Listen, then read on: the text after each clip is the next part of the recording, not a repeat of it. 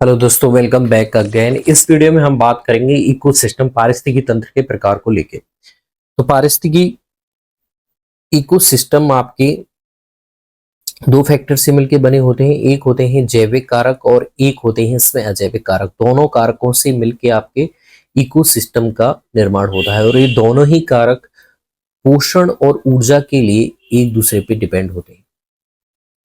पोषण और ऊर्जा के लिए ही एक दूसरे पे डिपेंड होते हैं और विभिन्न प्रकार की जैसे जैव भू रासायनिक चक्र के माध्यम से विभिन्न प्रकार के पोषक तत्वों को ये आसपास आपस में क्या करते हैं, एक्सचेंज करते रहते हैं। तो दोस्तों, इस वीडियो में हम बात करेंगे किस तरह से आप इकोसिस्टम को डिवाइड कर सकते हैं। तो एक होता है आपका स्थलीय पारिस्थितिकी तंत्र, एक होता है बच्चों जलीय पारिस्थितिकी तंत्र और एक होता है बच्चों मानव निर्मित पारिस्थितिकी तंत्र। मानव निर्मित पारिस्थितिकी तंत्र, ठीक है बच्चों। अब स्थलीय पारिस्थितिकी तंत्र ऐसा है जहां पे पारिस्थितिकी तंत्र आपके स्थल पे पाया जा रहा है, यानी कि स्थल पे आपके जैविक कारक भी है और अजैविक कारक भी हैं।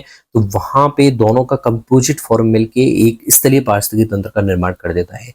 जैसे वन है, वन में आपके जैविक कारक कौन से हैं? खुद पौधा है, वहां पे पाए जाने वाले जीव जंतु है, लेकिन जो मृदा है, ठीक है, तापमान है, वहां की क्या है, आर्द्रता है, ये सब कैसे हैं? अजैविक कारक है, ठीक है। तो ये सब मिलके स्थलीय पारिस्थितिकी तंत्र का निर्माण करते हैं। दूसरा आपके घास स्थल आ जाते हैं। विभिन्न प्रकार के घास स्थल भी स्थलीय पारिस्थितिकी तंत्र में सम्मिलित किए जाते हैं। मरुस्थल है, अगर हमारे इंडिया में बात करें तो थार का जो रेगिस्तान है, थार का जो मरुस्थल है, वहां पे अगर कोई इकोसिस्टम पाया जा रहा है तो स्थलीय पारिस्थितिकी तंत्र की श्रेणी में आता है बच्चों, ठीक है। लेकिन जब जलीय पारिस्थितिकी तंत्र की बात करते हैं तो सीधी सी बात है, जब इकोसिस्टम जल में पाया जा रहा है, जल में आपके जैविक और अजैविक कारक सम्मिलित रूप से पोषण और ऊर्जा के लिए एक दूसरे पे डिपेंडेबल है, तो वहां पे जलीय पारिस्थितिकी तंत्र का निर्माण हो जाएगा। It is simple is that. तो यहाँ पे जल में दो तरह का पारिस्थितिकी तंत्र देख सकते हैं। एक तो स्थिर जल जो एक जगह रुका रहता है और एक होता है प्रवाहित जल। अब ये दोनों जो जल हैं ये ड्रिंकेबल वाटर में आते हैं, जिससे आप कैसे क्या कह सकते हैं, अलवड़ीय जल भी कह सकते हैं। इन दोनों को अलवड़ीय जल भी कह सकते हैं। और एक होता है लवड़ीय जल। लवड़ीय जल वाला, लवड़ीय जल आपके किस में मिलेगा? जो आपके ओशियन या समुद्र में जो पाए जा रहे हैं वो लवड़ीय जल है। तो समुद्र में भी आपके क्या पाई जाएंगी? वनस्पतियां पाई जाएंगी, जंतु पाए जाएंगे, वहां की मिट्टी पाई जाएगी। तो वो सब आपस में जलीय पारिस्थितिकी तंत्र का निर्माण करते हैं। लेकिन अलवड़ीय जल जिसमें नमक नहीं है, जिसमें आपके लवण नहीं है, वो अलवड़ीय जल है। जैसे नदी का जल है, अब वो कैसा है? बहता हुआ जल है, एक जगह रुकता नहीं है।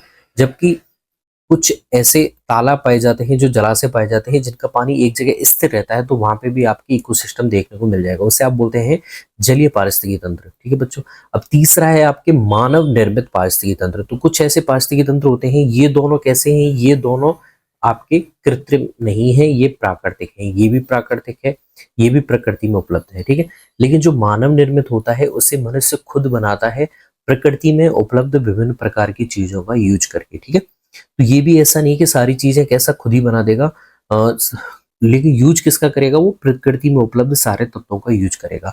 जैसे वो खेती कर रहा है, तो वो मनुष्य अगर खेती कर रहा है किसी स्थान विशेष पर रह के, तो वो मानव निर्मित पारिस्थितिकी तंत्र है। अब खेती ऐसी बात नहीं मनुष्य कर रहा है, किसी जंगल में अगर अपने आप किसी की फसल हो रही है तो वो स्थलीय पारिस्थितिकी तंत्र में आएगा। अगर स्थल पे हो रही है, अगर कोई पानी में फसल हो रही है तो वो जलीय पारिस्थितिकी तंत्र में आ जाएगा, ठीक है।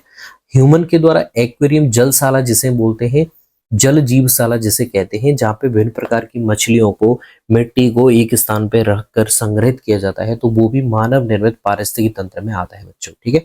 अगर मैं कोई बोटेनिकल गार्डन बना दे रहा हूँ, वहां पे भी मैं विभिन्न प्रकार की स्पीसीज को ला रहा हूँ, प्लांट स्पीसीज को, तो वो भी मानव निर्मित है।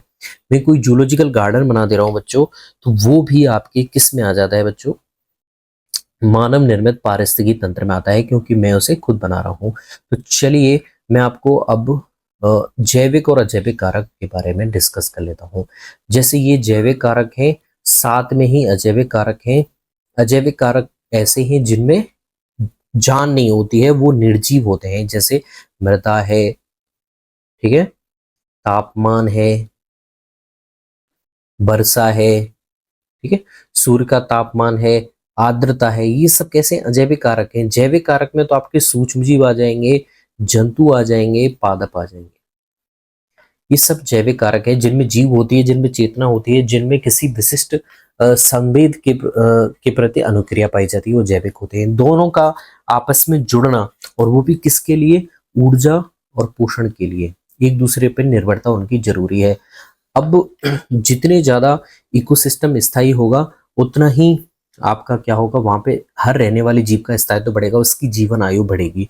और ये स्थायित्व कब हो सकता है? जहाँ पे जैव विविधता ज्यादा देखने को मिलेगी, जहाँ पे विभिन्न प्रकार के स्पीसीज एक साथ रह रहे होंगे, वो इकोसिस्टम ज्यादा स्थायी होगा, क्योंकि वहां पे खाद्य श्रृंखला में खाद्य जाल पाया जाएगा, ठीक है, न कि खाद्य श्रृंखला। खाद्य जाल में एक से ज्यादा ऑप्शन उनके लिए जीने के लिए मिल जाते हैं। तो ये पारिस्थितिकी तंत्र का एक बेसिक सा मैंने चीजें आपको बता दी हैं।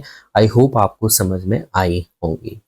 चलिए, मिलता हूँ नई किसी वीडियो में, कोई दूसरा टॉपिक मैं आपके सामने लेके आऊंगा। अगर किसी भी टॉपिक आपको समझ में नहीं आता है तो मुझे कमेंट में बता सकते हैं, मैं उस पर वीडियो बनाने की ट्राई करूंगा। धन्यवाद।